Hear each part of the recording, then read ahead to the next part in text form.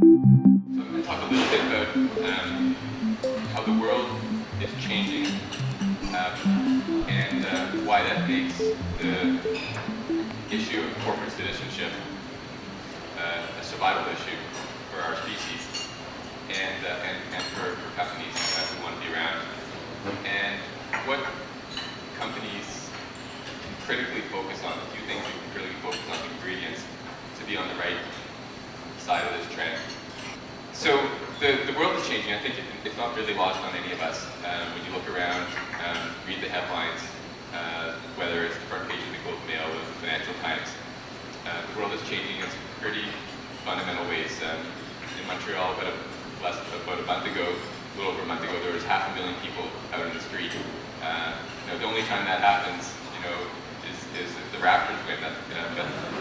But this is happening because we're in a climate crisis, there's a climate emergency, and it touches every aspect of every business. Mark Carney said if you don't have a plan to deal with climate change, every business needs a plan. If you don't have a plan, you could be facing bankruptcy in the next decades. So the world is changing. Society is waking up, and investors are also waking up. And it's interesting if you look at sort of what determines the environment we're going to operate on in the future, and you can tell a lot by looking at investors. What they're getting together and focusing on today, what's becoming important for them, is going to become important for every one of us tomorrow. They're at the top of the food chain, so what they decide is important ends up being important. And it's really interesting. This climate is just one issue, and it shouldn't be crowding out other issues. It actually should be crowding in some of these other social issues if it's going to be successful. But the Task Force on Climate-Related Financial Disclosures, which is kind of a fancy term, it's a baby of Mark Carney and Mike Bloomberg, to require companies to report on how they're grappling with climate change, how they're investing in climate change solutions, how they're exposed to climate change problems on the risk and on the opportunity side. This is now something that will be table stakes requirements for all members of the Principles for Responsible Investment, the UN initiated Principles for Responsible Investment. So we're talking almost all of the world's major investors. When you think about Canada, teachers, CPP, all the big banks, all of the world's major investors are signed up to this initiative, getting close to $100 trillion.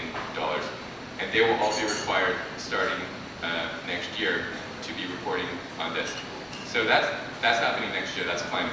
The other thing that most people don't know about, but it's 700 investors are now supporting, including many of the Principles for Responsible Investment. The Principles for Responsible Investment is backing this initiative. Something called the Impact Management Program, which you may have heard of, but probably have not heard of. And it's a holistic framework for investors to track whether or not each of the companies they're investing in is contributing to or taking away from the Sustainable Development Goals across all the Sustainable Development Goals, in terms of how many people each business is impacting on each goal in a good way or a bad way, and netting that out. And this is the most sophisticated assessment, impact assessment that I have ever seen. And it's being backed by the world's most sophisticated, largest investors. And when the investors start to do this, what it means is, well, they have to report on this information they're going to need to get the information from the companies. And that means they're going to be coming to companies and asking these questions. How are you impacting the Sustainable Development Goals? How are you hurting the Sustainable Development Goals? And the Sustainable Development Goals are really becoming a bit of an operating system for businesses around the world. And so this is a helpful initiative. It's not going to be mandatory table stakes next year, but we'll see leading investors are already doing it. And in the next 5 or so years, this will be table stakes. And so everybody who works inside of a business on the side of impact, you're going to be empowered, and all of a sudden, the CFO and the people who need access to capital are going to be really interested in what you have to say, because it's going to have an impact. The other thing that has been changing is on the technology side, and we see it all over the place. And I think it's an outgrowth of this remarkable period of prosperity and relative stability that we've had since the Second World War, and maybe as low interest rates have fueled it, people coming into cities. But we have innovation coming out of the yin-yang. I spend more of my time looking at the climate side of the innovation. But when you think about climate change, people make it complex, but it's really kind of three C's. It's cows, coal, and cars. Right there, that's over half of climate change. If you plant some trees, you're sort of take care of a good part of the other half. And when you look at the cows piece, interesting, plant protein, if you look at the compound annual growth rate of plant protein versus other kinds of protein, it's like this. And other kinds of protein are kind of flatlined at 3 or 4% in terms of animal-based protein. One of, there's a great Canadian company, Maple Leaf Foods, invested almost $700 million over the last couple of years, 40% of its new investments into plant protein, and it's now the biggest player in plant protein in North America. It's including the US, they've never been top of the market. So that's on the cows. On cars, most people look outside and see, there's a lot of cars running, they're not Teslas, it looks like we still have a pretty big problem. So that's not where we're going to see the future by looking at what's happened in the past, the stocks. It's more on the flows and really the compound annual growth rate of the flows. And when you look at the compound annual growth rate of zero emissions vehicles, or partially zero emissions vehicles, it's like this. And when you look at the compound annual growth rate of sales of internal combustion, well, last year it peaked. It's going down now. And so the growth is with the solution. The solutions are going faster than the problems. That's happening with plant protein. It's happening with zero emissions vehicles. And then with energy, for the last several years now, we've had about double the amount of investment globally, a few $100 billion each year, going into sustainable power, clean power, at about double what goes into fossil-based power plants. And when you look at the cost, it's just amazing. Every year we set a record for lower costs of generation, 2.9 cents a kilowatt hour for solar, for wind. And so what's interesting, this is just an insight into what's going on in the climate economy, but this is happening everywhere, and it's happening because we're approaching 9 billion people on a hot, black, crowded planet, living mostly in cities, and this whole take-make waste economy doesn't work out so good, especially when it's premised on a lot of inequality. It's a tinderbox, and people are starting to, corporate leaders are starting to get afraid of the people with pitchforks. And that's, you can see what the platforms are in the United States or what's going on with the UK election right now, the Labour government, some of the things they're proposing. There's pretty radical things, and we're living in an age of huge populism from the left and from the right, from below and from under. You could go from a President Trump to a President Bernie Sanders. That's how crazy a time we're living in. And what it means is people are dissatisfied with the status quo. And if you're putting something that's not business as usual on the plate, people are going to eat that up. And so the good news, though, the inspiring news, I think, is I don't know which way it's going to go, but technology is now making it increasingly possible for it to go the way of the solutions rather than the problems. The solutions in the economy are now growing faster than the problems, and when you look at the compound annual growth rates. And so we're living in an age of non-incremental change. And I think it's a big opportunity. So if you're a company, what is the main question if you're a company? What is the sort of operative question? I think the operative question is, how is your company making the world a better place, all things considered? And we can get into the technical details, the five natural capitals, the five capitals, integrated reporting, human capital, the financial capital, the build capital. But it's really kind of more a visceral question. How is your company making the world a better place, all things considered? And the next natural question before we get into, how or what does that mean, I think, is why? Why should, I thought companies were here to make money, they're shareholders. Why is this the company's, why is the business social responsibility? I thought Milton Friedman wrote a nice article about that in the 70s saying business of business is business, just to make money. Just before I answer the key reason why, I think it'll be an obvious reason to many of you. I'm sure many of you saw this summer the Business Roundtable, which is a group of the most powerful chief executives in the United States, includes JP Morgan, Microsoft, Walmart, Disney. They came out with a statement, over 182 of the CEOs, the largest companies in America, came out with a statement, and they said, the shareholder model of capitalism is over. It's corporations, we exist to serve society and all stakeholders, including shareholders, but all stakeholders. And it's a pretty remarkable watershed moment. Some people dismissed it as a PR stunt, but when you have the executives of major companies doing something like that, it doesn't matter why they did it, if it's a PR stunt, it changes norms. That's a new table stakes. And when norms change, rules change, and economies change. And so that was a big deal. But on the same day, the Council of Institutional Investors, this didn't get reported too much, which is another group, lobby group based in Washington, D.C., represents some of the largest investors in the United States, issued a statement within a couple of hours of that statement from the Business Roundtable saying this is a terrible idea.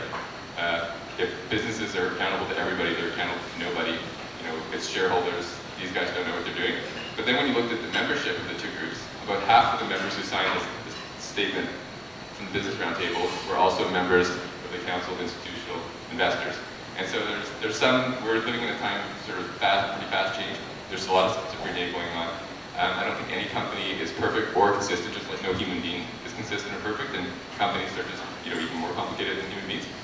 But at the end of the day, when you look into the heart and the soul of, say, a chief executive, and you ask them, a chief executive who's presiding over a real leading company, and I do this each year, we rank 8,000 companies around the world to come up with 100 most sustainable companies across a sort of suite of 21 indicators that look at, you know, what kind of impact is your business having in the world, sustainable development goals from a revenue perspective, what's your gender diversity, are you paying your taxes, are your employees safe, do they have a good pension, how much carbon, how much waste are you generating compared to your peers. And so at the end of this, we get the top 100. And it's always really curious to me at a human level, to when I meet the CEOs of one of these global, the top global corporate citizen, why is this such a priority for you? And invariably, they always come back to me with the same reason.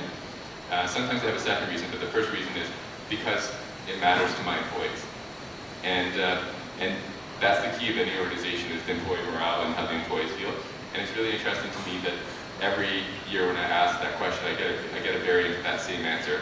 And it's an honest answer, and it makes sense because companies are just people that work there, and leaders want people who work in the company to be inspired, and you have to be authentic to make them inspired. So the other answer that's becoming the sort of maybe more important, and this is sort of beyond the bottom, this is sort of not beyond the bottom line, but inside the bottom line, is companies, and this was the company from last year, it was a Danish company that makes we probably all eat something if we had it be cream or yogurt. They make the bacteria that makes cheese and yogurt last longer. C.H.R. Hansen. The Church of England is a big investor in them, so they get an unfair advantage maybe, but they, and it's a substitute for processed or chemical agents to make food last longer.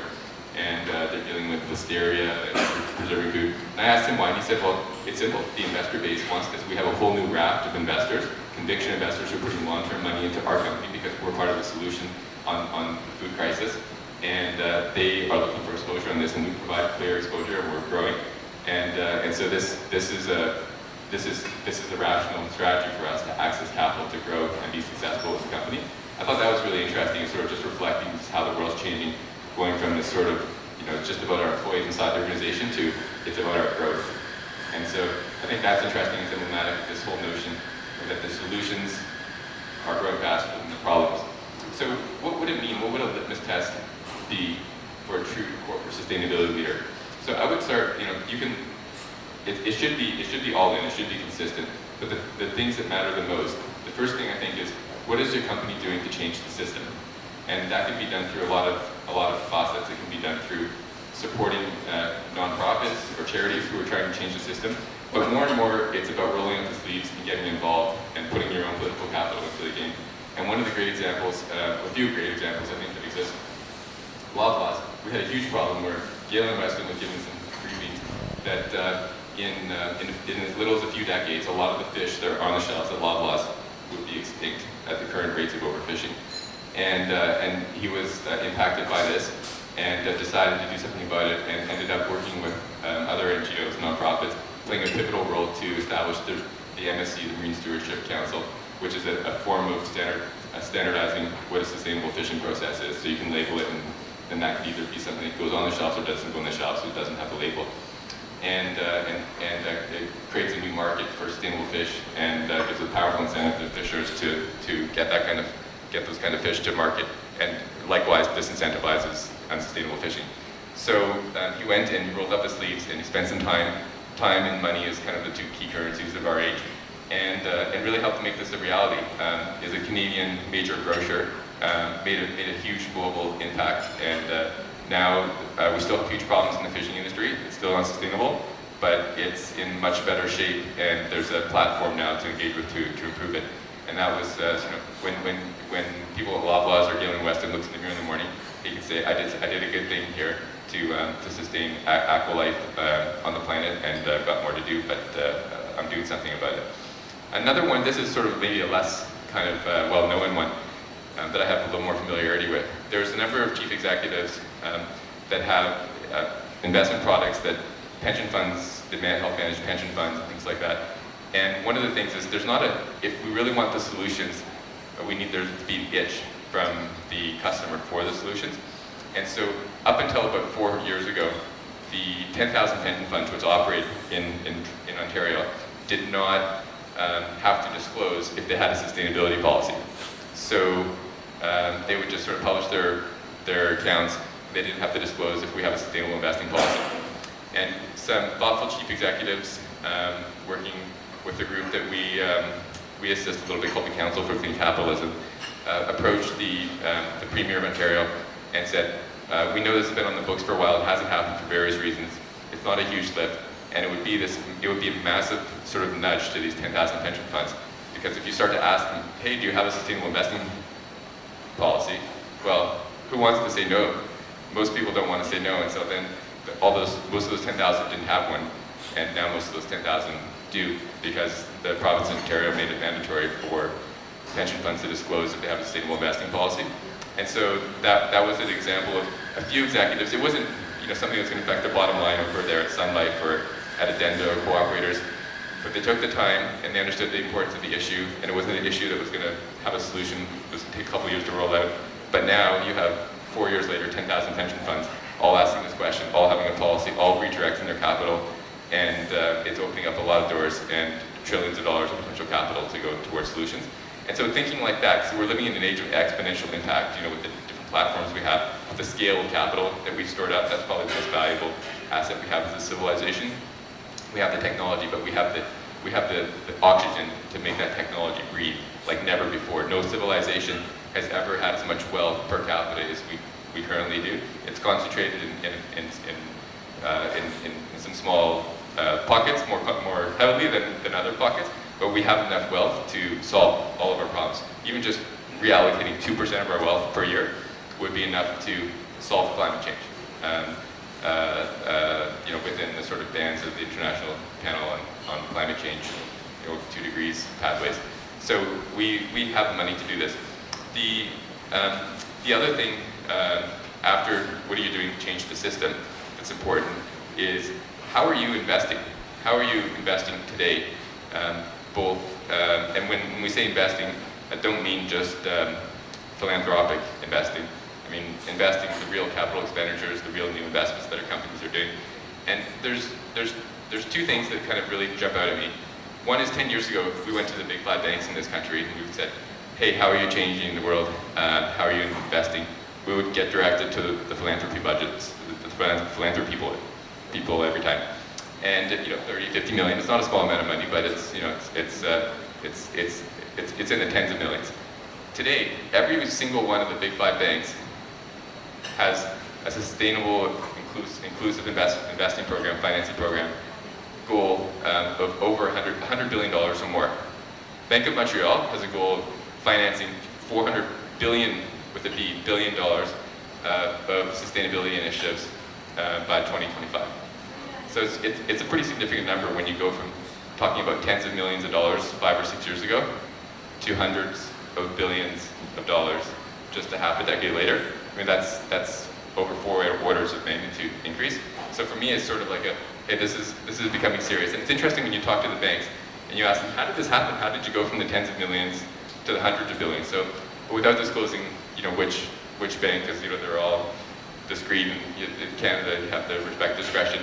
But in the conversation I was having with one of the people who designed one of these significant programs at the banks, I said, how did it happen? He said, well, the CEO said, hey, we're not the first bank in on this.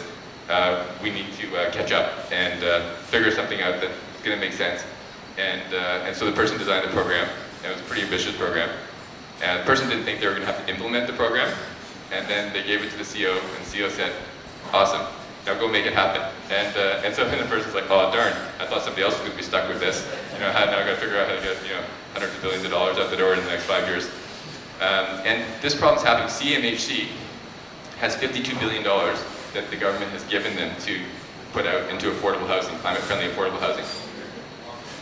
They can't give the money away. They had the structure to get money out the door, but it was ill thought out, and people aren't coming to get the money. So they have $52 billion and they can't get it out the door. This is a real problem today. So some of these things, there's this exponential impact. There's this sort of like huge, it's almost like a dam of capital, and there's this sort of valley underneath the dam that is drought-stricken and in need of the water. And before, the idea you have to wait for the rain, it might take a while. Now you just have to like poke a little hole in that dam in the right place, and you can solve a lot of problems. And that's the kind of world we're living in. That's the kind of awesome wealth we have in a country like Canada to solve these types of problems. And it's kind of interesting when you compare us to a country like Ethiopia. When you just think about what could we really do if we really wanted to. Look at a country like Ethiopia. They're one of the poorest countries in the world. On one day in July, they planted 353 million trees.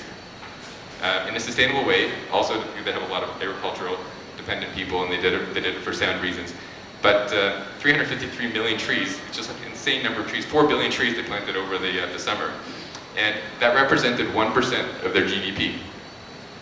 They're a poor country. Imagine if we spent 1% of our GDP trying to plant trees. We crunch the numbers, and inside of a decade, we would pull half of the CO2 out of the environment. And so these are the kind of lifts, the little lifts that we can do if they're focused in a way where we can get exponential impact. And I think this theme about where do we get exponential impact, we're not living in an age of let's get an impact of 10% on our dollar. We're living in an age of exponential impact. Let's get an impact of 10x. So there's a company that I find really inspiring, and I think their lesson is instructive for all companies, because all companies are facing these types of challenges. It was a significant fossil fuel company in Denmark, one of the most fossil-intensive companies in Europe. They were hosting the Copenhagen Climate Change Summit in 2009. There was pollution all over Copenhagen coming from their coal-fired emissions, and it didn't look good. It was kind of like a black mark on the country. At that same time, we had the financial crisis, reverberations happening, going across the sector, and there was conversations going on in the boardroom of this company. So what kind of company do we want to be? What kind of company do we need to be? And the people around the boardroom said, and this is sort of from the chair of the company and other people cooperated, said, well, the world is going to green energy, so we're going to have to get there, but it's going to take time, 30 years. But we got to start. We can't wait 30 years. We got to start. And other people around the room were saying this is moving faster, and I think we need to move faster. And they weren't winning the argument. And then cash crunch hits because of the reverberation of the financial crisis. They phone in Goldman Sachs. They say, Goldman Sachs, what do we do to keep afloat? Goldman Sachs looks at everything with their cold sort of financial mind and says, you got to get rid of everything that's low margin and it's low growth, and you got to double down on everything that's high margin, high growth. And they weren't green, or they were colorblind, but it happened that all the high margin, high growth stuff was green, the low margin, low growth stuff was the old fossil business. So they divested of that, they invested big time in the green stuff. And instead of 30 years, it took 6 years. The company is now the largest offshore wind producer in the world, has a value of over $60 billion, and its share price has gone like this. Well, its competitors' share prices in the utility and oil sector has been like this. So that's the kind of world and the kind of opportunity we're living in. And what was the ingredient there? It was people not being afraid to lead change. People not wanting to follow change or to be safe, but recognizing that we're living in a time of radical shifts, and also people who didn't have much of a choice. In this case, the company was facing bankruptcy or dissolution, and they made a huge bet, and now they're one of the largest, most sustainable companies in the world, providing cheap power for people around the world. These are examples of companies who have decided to put their money where their mouth is and make a big difference and to make big, bold bets on a better future. And it's worked out pretty good. And increasingly, these are not anecdotal stories. It's we have a couple columnists now. Sean McCarthy's writing these transformation stories for us. We have such a backlog. We have 50 of these stories that are there from around the world, companies that are doing these huge transformations to go tell the story. So this is happening everywhere, and I think behooves every company who cares about being around in 100 years to really think carefully about how we are going to step change the speed and the scale that we're operating so that we can be on the right side and keep up with history and not get left behind. And this is important for, I think, companies, but also for our country, that enough of our companies see the future and are bold enough to bet on this better future for us to have a good society and to make an impact by exporting some of our excellence around the world to have a safer climate. So how does this sort of all come back to the circular economy and Second Harvest? Who's here feeding us with this nice breakfast this morning and has many compatriots out there in the truck since 5 a.m. delivering food. We know the stats. We know that a lot of food gets wasted. We see it happen at the restaurants at home. We see sometimes driving by the food terminal, 60% around. And about 30% of that is totally avoidable, is Second Harvest report shows. And Second Harvest is making a dent in this problem. It's about a 1% dent in the problem. It's one of the more significant dents that anybody is making in this country. And it's also having social bottom line implications in terms of helping hungry people get food, nutritious, fresh food and vegetables and fruits, which are critical to staying healthy and growing. But what about that other 99%? How much of that other 99% could we be tackling? And that's where it's a money problem, but it's also a logistics issue. When you think of the capacity we have in this country around Purolator, Shopify, one of our new tech darlings started taking over from BlackBerry. I had to get rid of my BlackBerry last year and went back to a flip phone. When you think about the huge food companies and the concentration of our food companies, Loblaws accounts for about 50% of every calorie that we eat is Canadians.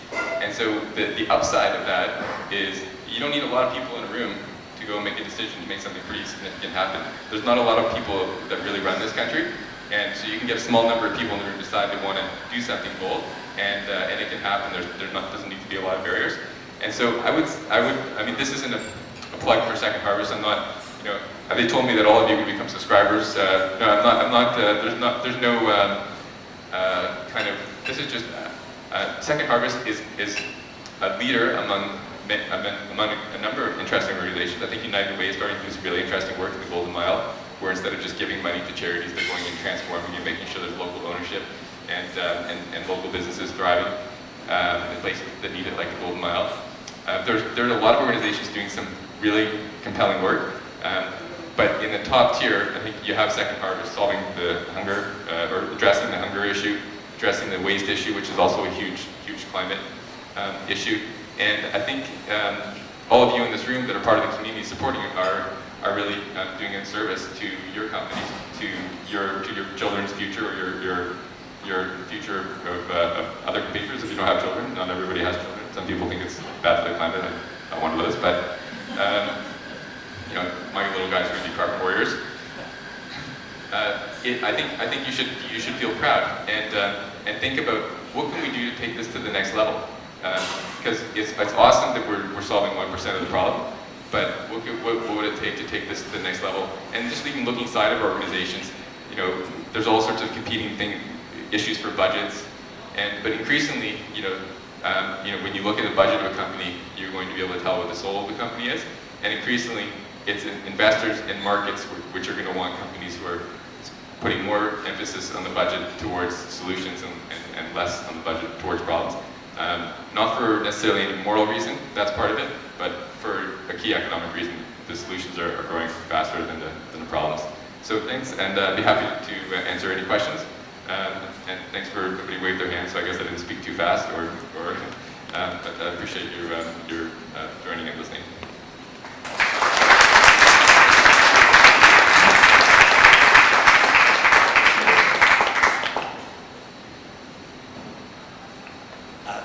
Thank you very much, Toby. Your remarks are both very topical, profound, and certainly very relevant to the stakeholders in the room today. But before I go any further on that, I just want to offer a few thank yous. First off, I want to thank Ricardo's Restaurant for the tremendous job in hosting us with the fine food today. So thank you, chefs, servers. It's a very cool spot, so I'm glad I discovered it. But I also think it's important to note that the breakfast we consume today was all prepared using ingredients rescued through Second Harvest resources.